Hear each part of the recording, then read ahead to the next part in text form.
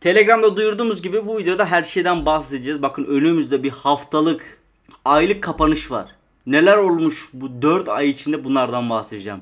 Gerçekten de herkesin bu videoyu izlemesi gerekiyor. Bak ilk bir dakikayı izle. İlk bir dakika çok önemli anlatacağım. Direkt ben uzatmayacağım çünkü bunu herkes bilsin. Şimdi haftalıkta burada dedim ki ikili tepe var. Abi kaçın. Vallahi billahi var ya bak bu bizi gerçekten manyak edecek. Bak 64'ün altını kapattı. Artık bu videoyu izleyin. Hem önümüzde haftalık hem önümüzde aylık aynı anda bir kapanış olacak.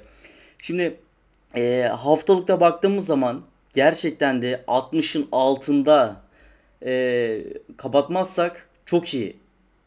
Ya, gerçekten de çok iyi. Hele 61'in üzerine kapatırsak çok iyi. Bir. İkinci olmak üzere aylık kapanışa baktığımız zaman nereden baksanız 4 aydan beridir.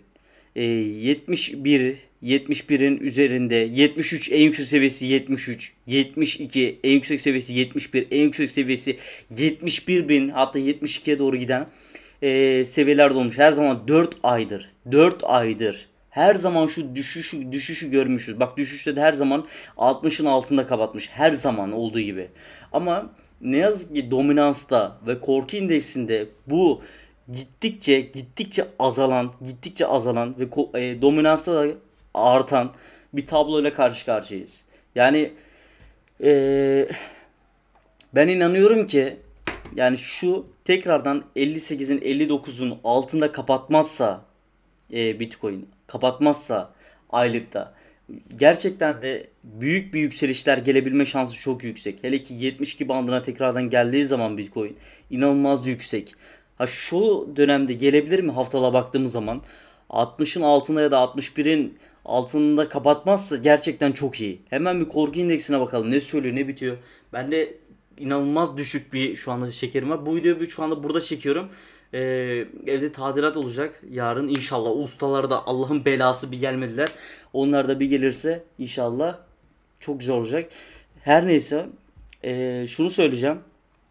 Diğer coinlerde hepsinde baktığımız zaman hiçbir Twitter'da X'te hiçbir şekilde bir haberleri yok. Hiçbir şekilde şey yok. Hacim düşmüş. Hacim yerle bir. İstedikleri de buydu eminim ki. İstedikleri buydu.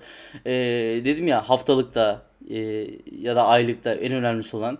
Onlarda onun altında kapatmadığımız sürece sıkıntı yok. Ama yemin ederim ki gerçekten de önümüzde bir FED var tekrardan ve ona gelesiye kadar bizi 21'ine kadar 18'ine kadar sıktırabilir. Not alın bu tarihlere kadar bıktırabilir. İnşallah 59'ları görmeyiz. Gerçekten görürsek artık burada bambaşka bir senaryo ile karşı karşıya kalabiliriz aylık kapanışta. Şurada bir trend var diye söyledim mi diğer önceki videolarda bilmiyorum ama şurada gerçekten de bir trend var artık. Yani buralar böyle kırılırsa bunun aşağısına böyle salarsa gerçekten çok sıkıntı. Yani o önümüzdeki aylıkta göstereceği net bir şekilde çok belli yani bariz belli yani net bir şekilde belli. Yani o yüzden söylüyorum yani inşallah onun altında kapatmayız. Ya ben de kendim için söylüyorum yani en dibini aldım daha ne alayım dediğim yerde düşmüş ya. O yüzden e, yani 30 kazandıysak kaybettiriyor ama şunu söylemek istiyorum. Katılan arkadaşlarımız de söylüyorum burada. Yani siz de katılabilirsiniz. Bak biz en dibini almamıza rağmen %5'lik %10'luk bir düşüş yaşandı. Ama şunu söyleyeceğim. Bir ay sonra yani bu aylık kapanışta telafi etme şansı çok yüksek. Şayet bu dediklerimizi yaparsa. Hacim inanılmaz gerilemiş. İnanılmaz düşük. Yani hiç beklemediğimiz coinlerde hacim daha yüksek. Beta mesela ne alaka ki hacim yüksek. Para girişi inanılmaz bir şekilde olmuş.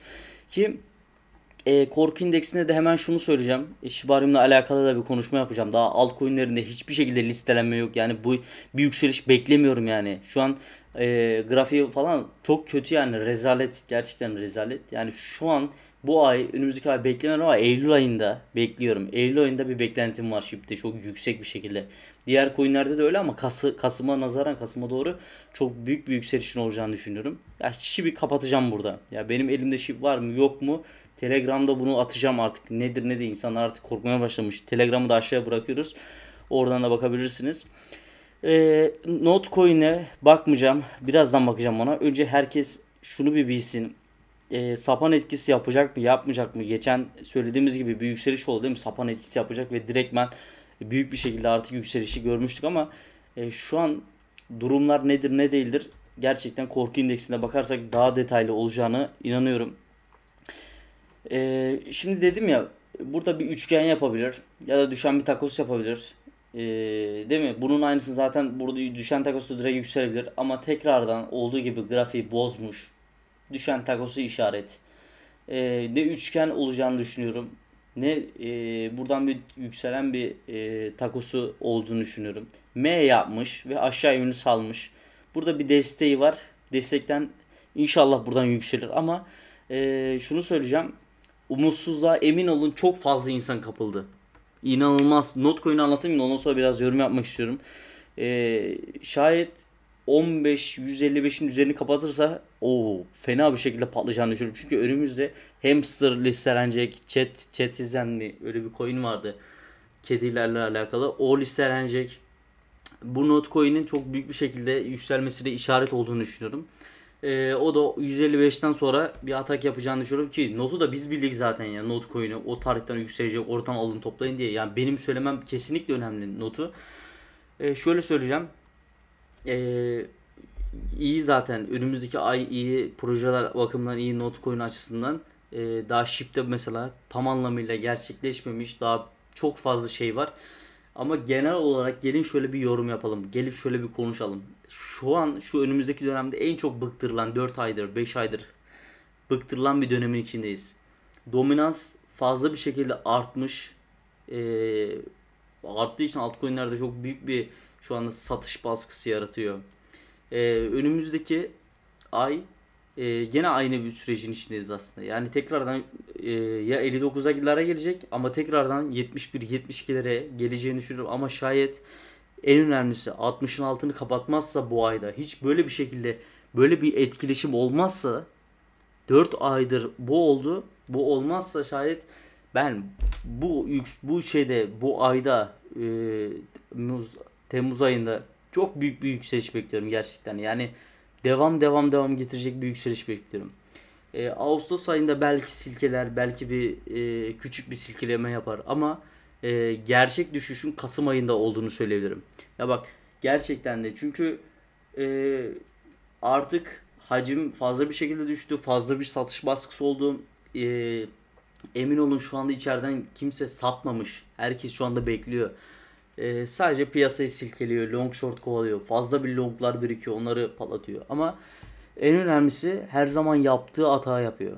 En önemlisi bu. Yani bir anda yükselmeyecek. Bir anda yükselmeyecek. Bu aydan sonra bir anda yükseltmez. Bir anda bu gece mesela bir anda bir atak yapmaz. Yavaş yavaş momentumunu 21'ine doğru yukarı yönlü atar artık. Ama piyasadan çıkacağınız tarih. Gelin Telegram'a katılın. Aşağıya linkini bırakacağım. Orada ben diyeceğim ki abi artık çıkın. Bir anlamı yok. Bir anlamı yok. Çünkü önümüzde FED var diyeceğim.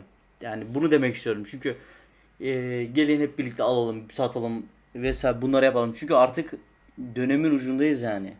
Türkiye'dekiler mesela faiz oranları sabit kalmış. Bankalar kredi falan vermiyor vesaire vesaire.